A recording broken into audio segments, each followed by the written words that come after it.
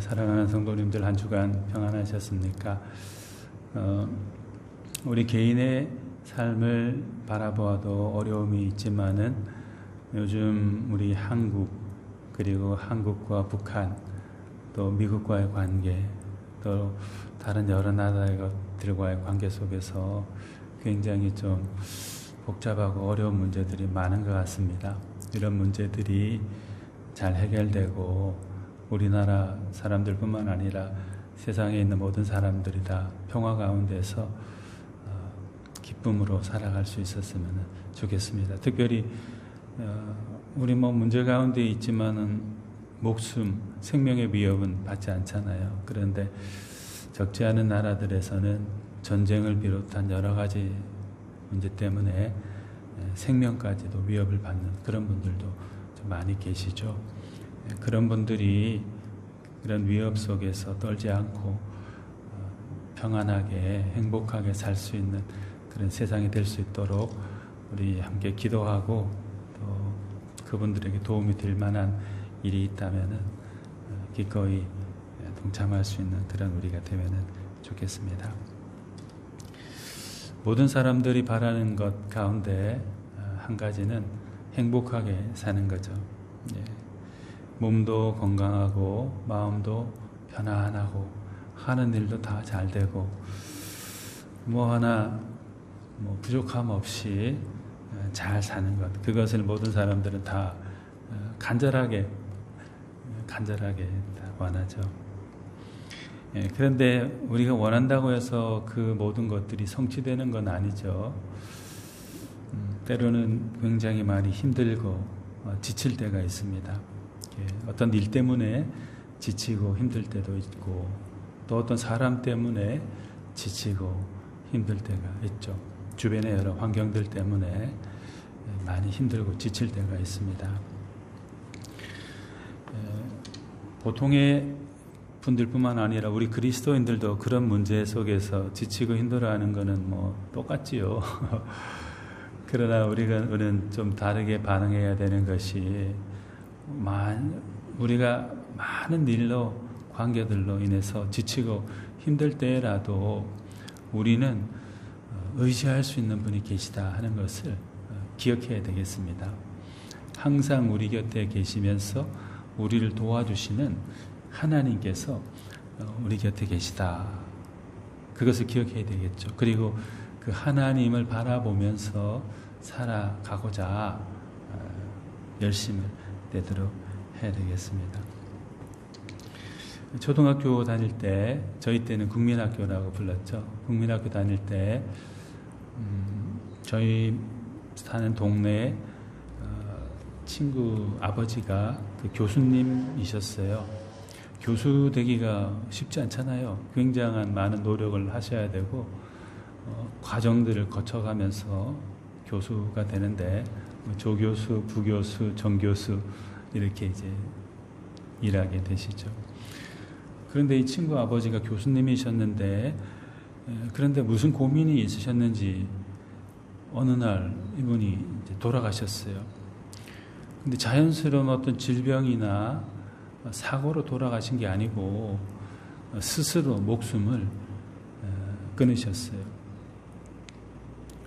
어느 날 이제 동네가 막 시끄러워져 가지고 사람들이 막 한 곳으로 몰려가는 거예요. 그래 무슨 일인가 싶어가지고 바로 뒷산 나지막한 동산 같은 게 있었는데 그 산에 사람들이 가는 곳에 가보니까 나무에 그런 거는 생전 처음 봤는데 처음이자 마지막으로 봤었는데 나무에 이렇게 끈을 메어가지고 목을 메어서 그분이 자살하셨더라고요. 이렇게 바람이 부니까 또 이렇게 매달려 있는 시체가 또 빙글 이렇게 돌기도 하고 굉장히 존경받는 분이고 사람들이 봤을 때는 다 이룬 것 같은 그런 분이셨는데 굉장한 많은 고민이 있었던가 봐요. 가정의 문제도 있고 또 교수 사회에서도 직급이 있으니까 그런 데 문제일 수도 있고 어쨌든 자신이 감당할 수 없는 그런 문제다라고 많은 고민이 되셨든지 극단적인 선택을 해버리고 마르셨죠. 힘들고 지칠 대로 지쳐서 마지막 그분이 선택한 것이 살아서 무엇하겠나, 죽는 것이 더 낫겠다 생각하시고 그런 일을 벌인 것이죠. 굉장히 안타까운 일이죠. 만약에 그분이 힘들고 지쳐있는 그 상태 속에서도 하나님을 아시고 또 하나님을 의지하는 마음으로 힘들고 지쳐있는 그 상황들을 좀 이겨내고자 많이 노력하시고 그랬다면은, 하나님께 한 걸음씩 더 나아가고자 힘썼다면은 극단적인 그런 선택은 하지 않으셨을 텐데 너무 안타까운 일이 그때 발생했습니다. 우리도 뭐 그분처럼 그분이 고민했던 것만큼의 큰 고민은 아닐지라도 크고 작은 아픔과 상처를 가지고 힘들어하고 지쳐할 때가 있습니다. 그럴 때 어떻게 하면 좋을까요? 어떻게 해야 힘들고 지칠 때 우리가 그것을 극복하고 보다 더 바람직하고 보람된 기쁨의 삶을 살 수 있을까요? 그것을 오늘 한번 시편 121편 말씀을 이번도 힘들고 어려운 시기를 보내고 계셨는데 이번의 시편을 통해서 한번 생각해 보고자 합니다. 시편 기자는 이렇게 고백하고 노래했습니다. 내가 산을 향하여 눈을 들리라. 나의 도움이 어디서 올까? 나의 도움은 천지를 지으신 여호와에게서로다. 주변을 둘러봐도 도와줄 사람 아무도 없고 지치고 힘들어서 주저앉게 생겼는데, 이분은 그 상황 속에서도 하나님이 계신 그 시온산이겠죠. 산을 향하여 눈을 들고, 곧 하나님을 향해서 눈을 들고 하나님으로부터 오는 도움을 찾았습니다. 즉 하나님을 간절히 찾았던 거죠. 힘들고 지칠 대로 지친 자기 삶의 환경 속에서 여기가 끝이다 라고 생각하면서 포기해버린 것이 아니고, 문제와 아픔과 힘든 지침 그 한가운데에서 하나님을 바라본 거예요. 저 멀리 시온산 꼭대기에 있는 것 같이 나하고 상관없는 하나님이라고 생각하지 않고, 저 멀리 계신 것 같지만 정말 나를 바라보고 계시고 나의 모든 것을 다 아시고 나의 문제를 해결해 주실 분, 그 하나님을 확신하면서 그분을 바라보았던 것입니다. 이 바라봄과 하나님의 주목하는 그 시선, 그 마음 때문에 이 시편 기자는 힘들고 지친 자신의 삶 속에서도 하나님이 주시는 도움을 힘입어서 그 문제들을 해결함을 받고 다시 생기를 되찾았으리라, 이렇게 생각합니다. 우리가 힘들고 어려울 때 바라보아야 될 분도 바로 이 하나님이시죠. 우리를 너무나도 사랑하시는 우리 아버지 되시는 하나님, 그분을 바라보아야 될 것입니다. 이 힘들고 어려운 이 삶 속에 다가오셔서 우리에게 도움을 주시는 그 하나님은 어떤 분이실까? 성경은 어떻게 그분에 대해서 말씀하고 있을까? 몇 가지 우리 성도님들과 함께 나누어 보고자 합니다. 먼저 우리 하나님은 우리가 힘들고 지친 상황 속에 있는 그런 몰골을 하면서 살아갈 때에도 우리 가운데 다가오셔서 너는 그럼에도 불구하고 아름다운 사람이다, 훌륭한 가치를 가진 사람이다 라고 인정해 주시고 격려해 주시는 그런 분이십니다. 하나님께서 세상을 창조하실 때 사람을 만드시고 뭐라고 말씀하셨죠? 어이구, 쓸모없는 흙덩이가 무엇을 할 수 있을까? 아무 가치 없는 그런 존재에 불과한 것을 이렇게 비하하시면서 꾸중하시고 못 본 채 하셨습니까? 그렇지 않으셨어요. 흙으로 만들어진 탄생된 성경에 의하면은 우리 사람을 향해서 보시기에 심히 좋았다 이렇게 말씀하셨어요. 다른 대상은 뭐라고 부르고 평가하든지 관계없이 하나님은 그럼에도 불구하고 귀하고 귀하다, 아름답고 아름답다, 가치 있고 가치 있다. 그 흙덩이로부터 비롯된 것일지라도 그 자체를 보시고 하나님께서는 기뻐하시면서 아름답다고 최고의 존재라고 극찬하셨습니다.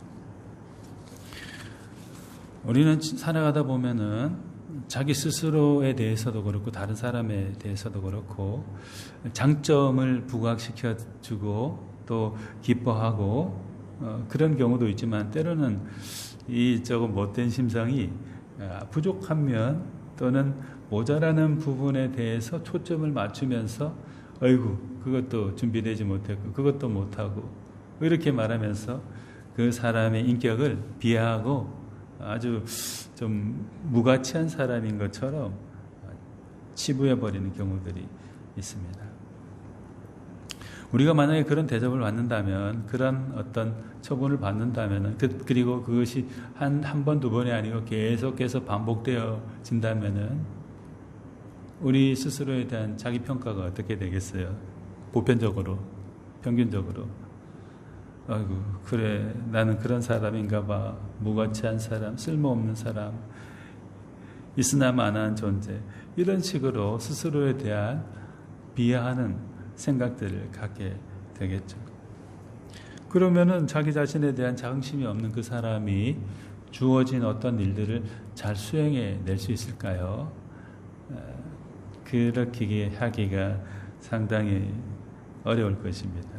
왜냐하면 자기 자신에 대한 긍지나 자신감이나 그런 게 없기 때문에, 부족하기 때문에 항상 불안해하면서 어떤 일들을 하겠죠.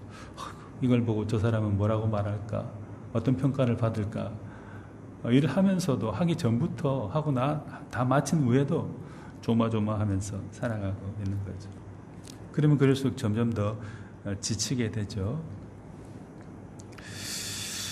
우리가 만약 그런 삶을 살고 있다면은 우리 생각을 바꿔야 될 것입니다. 어떻게 바꾸느냐? 다른 사람들은 나를 일컬어서 흙덩이, 먼지만도 못한 존재, 있으나 마나한 존재라고 말할지라도 하나님이 보셨을 때는 보시기에 심히 좋았다, the best다 라고 인정한 그런 나다라는 생각, 확신을 가지고 살아가야 되겠죠. 하나님이 나를 향해서 가치 있다, 사랑스럽다 평가해 주시고 말씀해 주시는데, 내가 내 스스로를, 우리가 우리 스스로를 비하하고 자책하고 무가치하다고 할 필요가 어디 있겠어요? 시편 121편 기자가 이렇게 말했습니다. 내가 산을 향하여 눈을 들리라. 나의 도움이 어디서 올까? 나의 도움은 천지를 지으신 여호와에게 서로다 했습니다. 심심해서 산을 향해서 눈을 들었겠어요, 이분이요. 이분이 아마도 살아가는 동안에 큰 어려움이 있었던 것 같아요. 그죠? 주변을 둘러봐도 자기를 도와줄 사람이 아무도 없는 거예요. 자기의 존재 가치를 인정해 줄 수 있는 사람은 없는 거예요. 그런 순간이 반복되면 반복될수록 이분의 마음이 얼마나 아프겠어요. 힘들겠어요. 주변을 둘러보아도 그런 대상이 없으니까 그때 깨닫게 된 거죠. 아, 그렇다. 하나님을 바라보아야 되는구나. 내가 산을 향하여 눈을 들리라. 나의 도움은 천지를 지으신 그분에게서 오니까, 아무것도 없는 막막한 그 세계 가운데서 천지를 만드시고 나도 존재하게 하신 그 하나님이 시온산에 성소에 계시니까 내가 하나님을 향해서 눈을 들어야 되겠다. 그분에게 도움을 구해야 되겠다. 이렇게 이 사람이 생각하고 노래했던 것입니다. 힘들고 지칠 때 스스로도 무너져 버릴 것 같은 바로 그때 무가치하다는 소리들이 들릴 때 우리는 쓰러지기 쉽지만 바로 이 시편 기자가 선택했던 그 길을 우리도 따라야 되겠습니다. 내가 산을 향하여 눈을 들리라. 나의 도움이 어디서 올까? 나의 도움은 천지를 지으신 여호와에게서로다. 이렇게 노래하고 찬양하면서 하나님을 바라보는 사람, 힘들고 지칠 때일수록 주저하고 포기하는 것이 아니라 하나님을 바라보는 것, 그 눈을 가지고 살아가는 그것이 우리에게 필요하겠습니다. 그럴 때 우리의 삶이 하나씩 하나씩 변화되고 하나님이 예비하신 것들로 가득가득 채워져 나가게 될 것입니다. 또 우리가 힘들고 지칠 때 바라보아야 될 그 하나님은 어떤 분이실까요?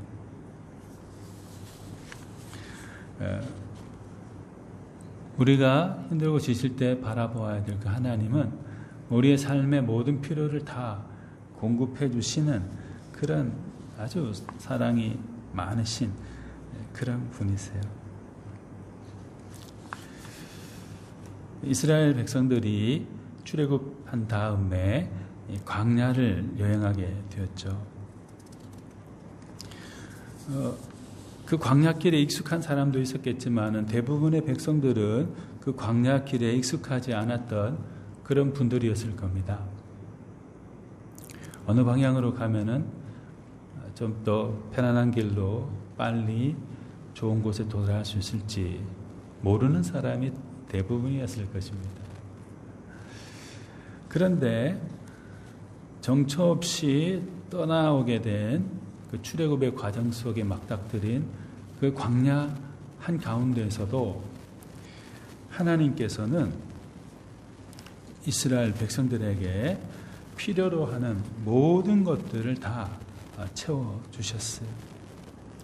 거친 광야를 지나가면서 필요한 양식을 공급해 주셨고 마실 물을 공급해 주셨고 쉴 수 있는 공간들을 허락해 주셨고 무엇보다 하나님을 바라볼 수 있는 그 크고 작은 믿음들을 이스라엘 백성들에게 심어주셨던 것입니다.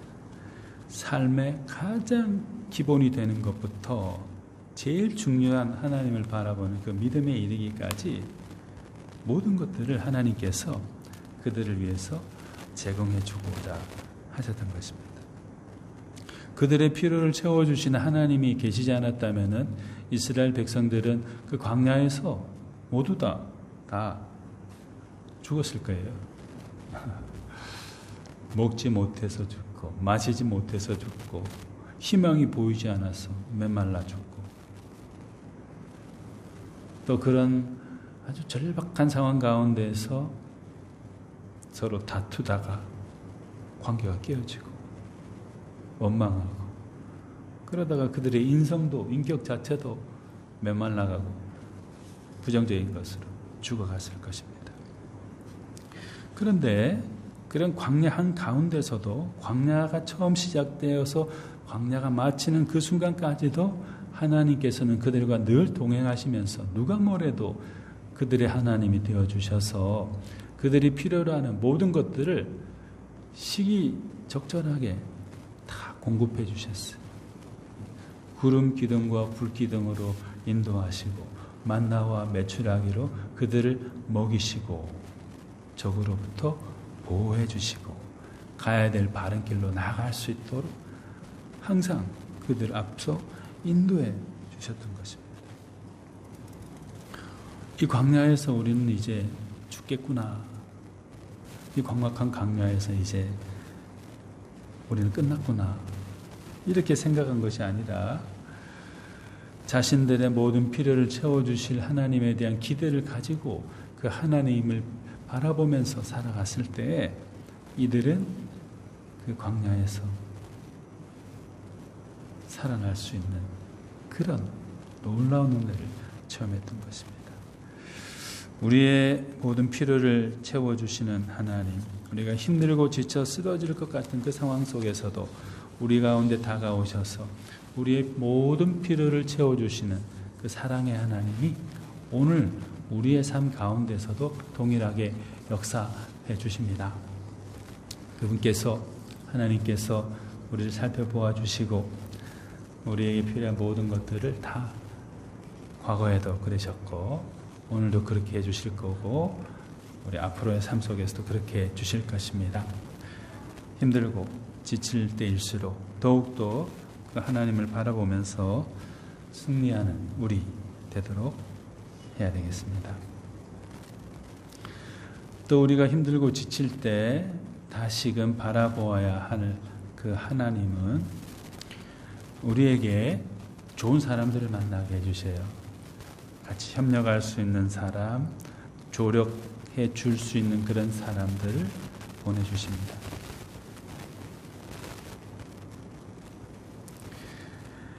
이스라엘 백성들이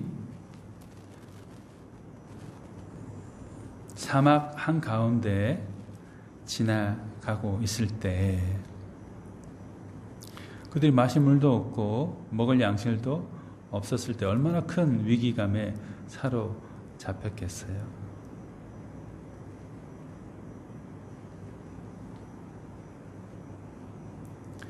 그런데 그런 위기 상황 속에서 처해 있는 이스라엘 백성들에게 하나님께서는 놀랍게도 여기서 포기해야 되겠구나 라고 생각할 수도 있었던 그 사람들에게 한 무리 여행객을 지나가게 하셨고 그리고 그들을 먹이고 마실 수 있도록 해주셨습니다. 여러 가지 상황들을 통해서 그렇게 해주셨죠. 이 사막에서, 이 광야에서 죽는 것은 아닐까 생각하는 그 순간에 하나님은 도움의 손길들을 보내주셔서 그들을 먹고 마시게 해주셨을 것입니다. 또 그렇게 하셨기 때문에 이 사람들이 살아났습니다. 조력자를 보내주신 거죠. 도움의 손길들을 만나게 해주셨던 것입니다. 협력할 수 있는 사람들을 만나게 해주셨던 것입니다. 이런 이야기는 성경 맨 처음부터 있죠. 하나님께서 사람을 창조하실 때 남자와 여자를 창조하셨죠. 그리고 이 남자와 여자와 남자가 서로 함께 만나서 서로 돕고 서로 협력하고 사랑하면서 살아가도록 해주셨어요. 혼자서 살 수도 그렇게 만드실 수도 있었겠지만은 하나님께서는 두 사람이 만나서 서로 힘을 합하고 서로 사랑하면서 더 큰 힘을 창조해 나갈 수 있도록 그래서 문제들을 극복해 나갈 수 있도록 도와주셨죠.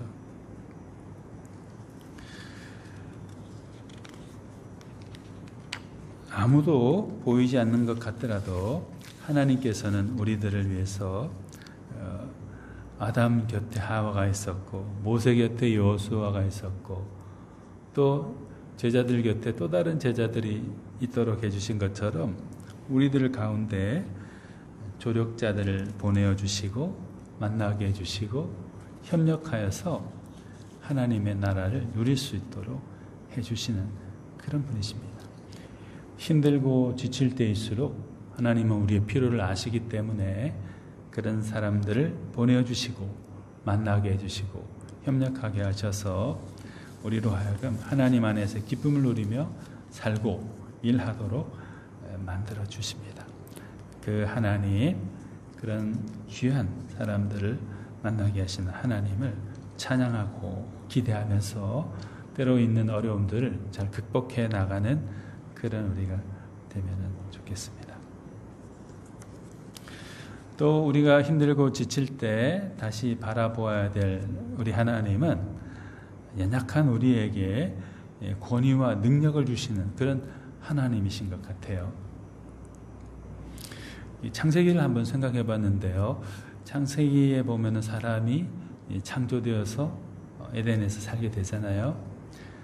그런데 다른 어떤 짐승들에 비해서 강하기도 했겠지만 또 다른 한편 상대적으로는 굉장히 부족함이 많고 약한 그런 사람이었을 거예요. 아주 날카로운 이빨이나 발톱을 가진 그런 맹수들에 비하면 사람은 아무것도 아니잖아요. 사람보다 몇 배나 큰 그런 맹수들도 많잖아요. 그런 위기 요소들 가운데서 아담과 하와가 살았지만은 하나님께서는 사람에게 권위를 부여해 주신 것 같아요. 그죠?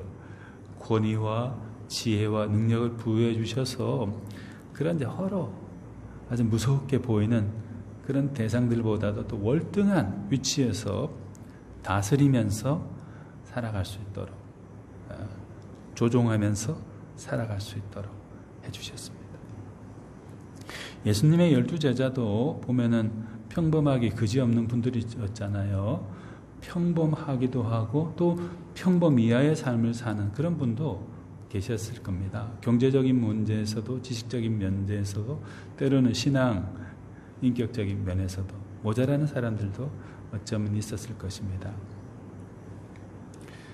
그런데 하나님께서 또 예수님께서 그 사람들을 제자로 부르셔서 권위와 능력을 부여해 주시고 지혜를 얻게 하시고 믿음을 갖게 하셔서 하나님의 일을 예수님의 사역을 하도록 해주신 거죠.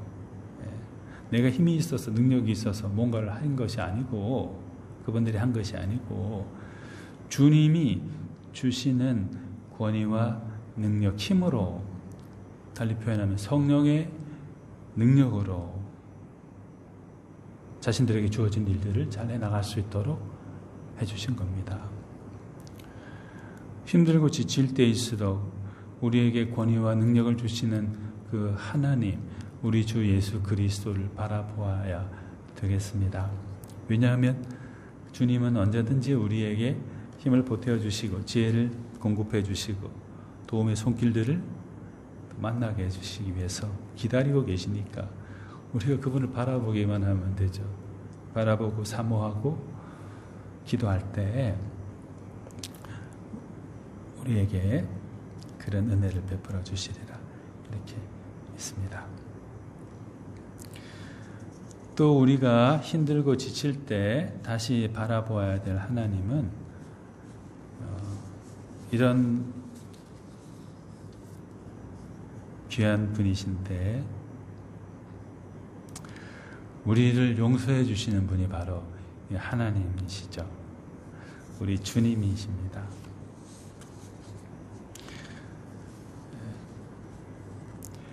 선악과 이야기 아시죠? 아담과 하와가 하나님이 마련해 주신 에덴 동산에서 아주 행복하게 살아갈 수 있었는데 하나님이 금하신 행동을 해버리고 말았잖아요. 선악과를 취하게 됐거든요. 그럼 어떻게 되죠? 죄가 있는 곳에 벌이 있어야 되니까 보통의 상식을 생각한다면은 하나님 앞에 범죄한 거니까 벌을 받아야 되는데 하나님은 그들을 끝까지 사랑해 주셨죠. 그들이 잘못 어리석게 범한 그 죄를 용서해 주시고 다시 일어설 수 있도록 희망을 주셨습니다. 실수하고 모자랐고 실패했다고 해서 거기서 끝내버리는 경우들이 간혹 있습니다. 아니 많아요. 그죠? 생산성 그런 것을 강조하고 중요하게 생각하는 기업이라든지 세상의 여러 가지 일들을 보면은 뭔가 돌아오는 것이 없어 보이면은 만족스럽지 못하면은 포기해버리죠. 희망이 없다 생각하고 단죄하면서 잘못한 부분에 대한 것을 아주 크게 드러내면서 단죄해버리고 말죠. 그런데 하나님은 용서해 주시는 분이시죠. 아담과 하와가 하나님 하지 말라는 행동을 하면서 죄를 범했음에도 불구하고 용서해 주시고 다시 일어날 수 있는 기회를 그에게 주셨어요. 자기들이 죄를 범했다 생각했을 때 얼마나 이 사람들이 힘들고 그 영혼이 메말라고 지쳐 있었겠어요. 이제 죽었다. 하나님이 하지 말라고 한 그것을 죽으리라고 했는데 큰일 났어 하고 있을 때 하나님이 찾아오셔서 죽어라 이렇게 말씀하신 게 아니고 가죽옷을 지어 입히시면서 다시 살아갈 수 있는 희망을 그들에게 은혜로 베풀어 주셨던 것입니다. 실수와 실패의 자리에서 그 사람의 생명을 잘라버린 것이 아니라 실수하고 실패한 그 자리까지 친히 찾아오셔서 그의 상처를 어루만지시고 덮어주시는 그 하나님의 사랑이 있었기 때문에 아담과 하와는 다시 살 수 있는 기회를 얻게 된 것이죠. 우리가 힘들고 지칠 때 바라봐야 될 분도 바로 이 하나님이라고 생각합니다. 용서해 주시고 다시 덧입혀 주시고 다시 시작할 수 있는 기회를 주시는 그 하나님, 그 하나님을 우리가 바라보면서 살아가도록 해야 되겠습니다. 그런 이야기는 홍수 후에 무지개 거기서도 한번 생각해 볼 수도 있을 것 같아요. 홍수로 온 세상이 뒤덮여서 희망이라고는 흔적조차 발견할 수 없는 바로 그때 하나님께서는 노아에게 그 가족들에게 무지개를 보도록 하셨죠. 희망의 상징이죠. 하나님으로 인해서 힘들고 지친 또는 망해버린 것 같은 그 상황 속에서도 자신들을 일으켜 세워주신 그 하나님이 계시다는 것을 다시 바라보게 된 거죠. 무지개를 바라보듯이 자신들을 지치고 힘든 삶 속에서 건져주실 그 하나님을 바라볼 수 있도록 해주신 것입니다. 그 하나님이 우리의 삶 가운데서도 우리의 생활 가운데 또는 일 가운데서도 또는 신앙생활 가운데서도 동일하게 다가와 주십니다. 희망을 베풀어 주시고 또 다른 능력과 사명과 권위를 부여해 주시고 항상 끝까지 동행해 주시면서 우리를 위로해 주시고 일으켜 주시는 그 하나님, 그 하나님 오늘도 우리 가운데 계심을 믿고 하나님을 찬양하면서 살아가는 그런 우리가